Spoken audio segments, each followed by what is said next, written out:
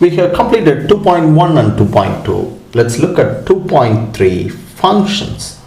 If you look at the textbook, they talk about domain and range at the starting of this topic. I want you to ignore it completely because you will learn all about it in P3. In P2 they don't ask questions about domain and range, so you can forget about it. And from exercise 2E corresponding to this topic, you will see like basic questions like this. These are all like O-level math. You must have learned this in IGCSE. So you can either pick one or two and practice, otherwise just ignore it. So what is important in this topic? Straight away go to question number 7. This is important. You are going to get questions like this actually. They're going to ask you to solve these equations, but look at the equation functions. These all the functions got higher degrees. It's not quadratic, cubic, you know. You have all these weird powers also.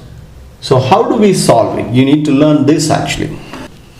The method is not that difficult. You need to convert them into a quadratic first. For example, first one A, we are solving it, so take it as equal to 0. 9x cubed plus 8 is equal to 0. I'm going to convert this into a quadratic. How do I do that? You see, I'm going to take p is equal to x cubed. Why x cubed? This middle term. So what will happen when I find p square? X cubed whole square is x power 6, right? So I can replace this x power 6 by p square, x power 3 by p. So this equation becomes p square plus 9p plus 8 is equal to 0. Hope you understand what's happening here. We are converting the given equation with higher order, higher power to a quadratic equation, so we can solve it easily. Now how do we solve the quadratic? Use our calculator. Go to equation number 3, 1, 9, 8. So get minus 1 minus 8. P is equal to minus 1, P is equal to minus 8. But if you write the solution straight away, you will lose more. Write one more step. P plus 1 times P plus 8 is equal to 0. And then we have got the value of P actually. But we need the value of X, right? When they ask you to solve the equation, P is X cubed, right? So I'm going to replace it with X cubed. So X is cube root of negative 1 is negative. X cube is minus 8. Find the cube root of minus 8. You will get minus 2. That's all. That's how you solve it. So you see, first take P as x cube, find P square, convert this into a quadratic, solve the quadratic, replace P back to x cube and solve for x again. And you are going to get such questions in the board exam. So probably I'll take one more. I'm going to show you B now. X power 4 minus 12x square plus 32 is equal to 0. Take P is equal to x square. So when you square both sides, P square is x power 4.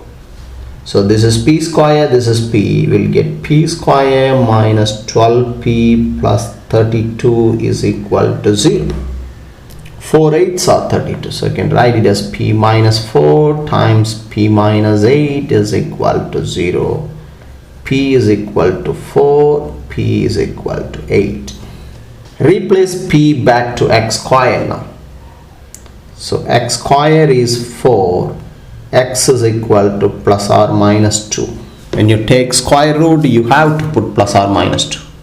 And x square is equal to 8. Find the square root of 8. You will get plus or minus 2 root 2 in the third form. That's all. That's how you solve it. When solving this, you need to understand something. Let's say here you get P is equal to negative 4. So x square will be negative 4, right? You cannot find the square root of a negative number. So you need to write no solution. Always remember that. If it's a negative number, you can find cube root. You can find the cube root of a negative number.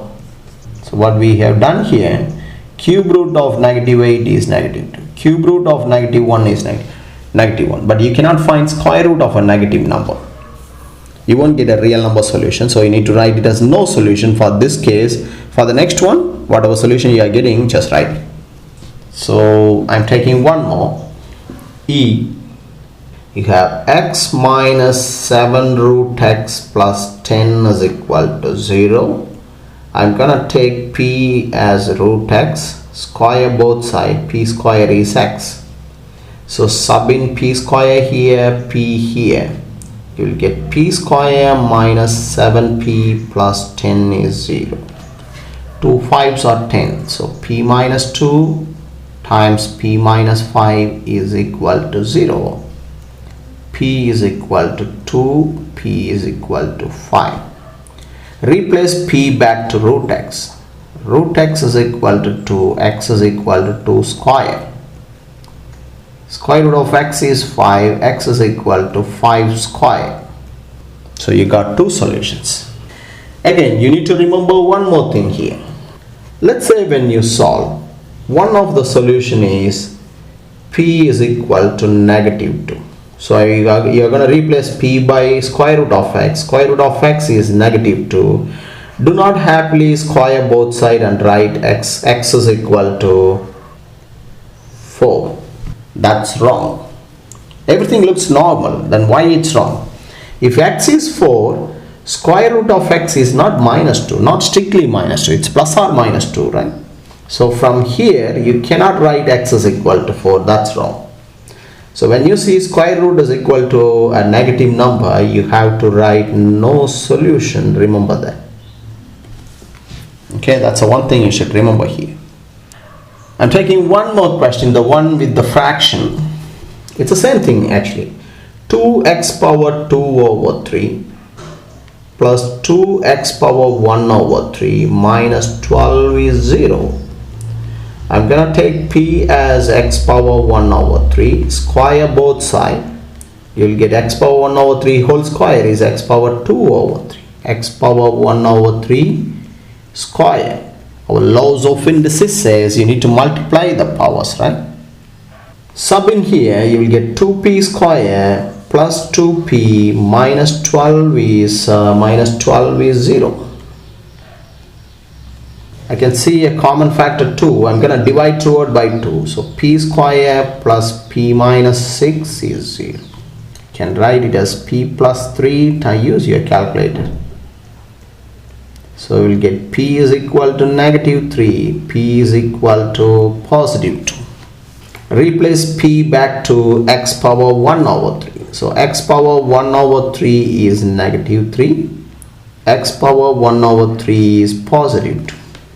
Cube both sides. So minus 3 whole cube is x is equal to minus 27. 2 whole cube is 8. So minus 27 comma 8. That's the solution. I'm solving one last question from this exercise. Question number 8, exam style question. You see you have 3 power 2x minus 28 3 power x plus 27 is equal to 0.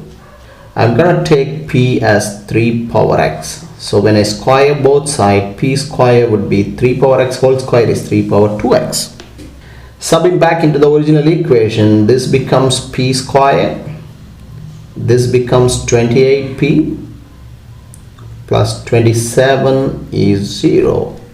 I can write it as p minus 1 times p minus 27 is 0. If you don't know these two numbers, use your calculator. So p is 1, p is 27. Now replace p back to 3 power x. 3 power x is equal to 1. We know anything power 0 is 1, so x is equal to 0. And then 3 power x is equal to 27. We know, use your calculator, 3 power 3 will be 27, so x is equal to 3. In P2, you will learn logarithms actually. So when the unknown variable is in the power, you can use logarithm to find the x.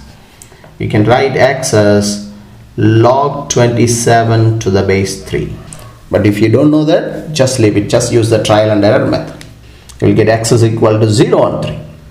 Whenever you get x is equal to 0, always go back and read the question. Sometimes they will mention something like x is greater than 0. So what you need to do, you need to put a cross here, a tick here. The Pearson Edexcel allows this actually. But if you don't write the cross and tick, you will lose a mark. That's all. So basically I solved it actually. They want you to, I did not read the question properly. In part A, they want you to write it in this form. That's actually this actually. So it's 3 power x minus 1 times 3 power x minus 27. And then this is the answer for part B actually.